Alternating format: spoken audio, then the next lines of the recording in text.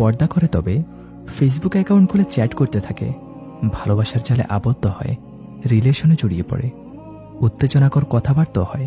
কিছুক্ষণ পর ঘর থেকে বের হওয়ার সময় ঠিকই হিজাব পরে, গরিবদের কাছে গিয়ে দান সৎকা করে এই আশাতে যে কিয়ামতের দিন হয়তো জাহান্নামের আগুন থেকে বাঁচবে।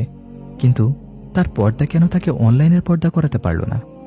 পর্দা করে তবে বাইরে যাওয়ার জন্য প্রস্তুতি নিয়ে আয়নায় তাকালো সে। নিজেকে ডানে বামে ঘুরে ঘুরে দেখে। হঠাৎ খেয়াল চাপল সামনের কয়েকটা চুল বের করে দেওয়ার। হয়তো এতে আরো বেশি সুন্দরী লাগবে তাকে। তাই হিজাবের আড়াল থেকে যত্ন করে কিছু চুল বেরিয়ে এলো। হাতাটাও গুটিয়ে নেওয়া হলো যাতে হাতের কিছু অংশ দেখা যায়। সবশেষে গায়ে সুগন্ধি সেন্ট, যে সেন্টের গ্রানে যুবকদের মাথা ঘুরে যায়।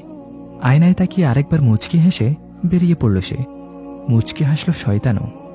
পর্দা করে তবে কণ্ঠটা বেশ কর্কশ, কিন্তু ছেলেদের সাথে কথা বলার সময় কঠিনতা কোথায় যেন হারিয়ে যায়। কণ্ঠ হয়ে যায় বিড়ালের মতো। ফোন ধরার সাথে সাথে মিষ্টি গলায় কথা বলে, মাঝে মাঝে গলাটা একটু পরিষ্কার করে নেয়। বেশ পারদর্শী অভিনেত্রী। আচ্ছা, কেন এত বৈচিত্র্য? সবাই কি পর্দা করছে আদৌ?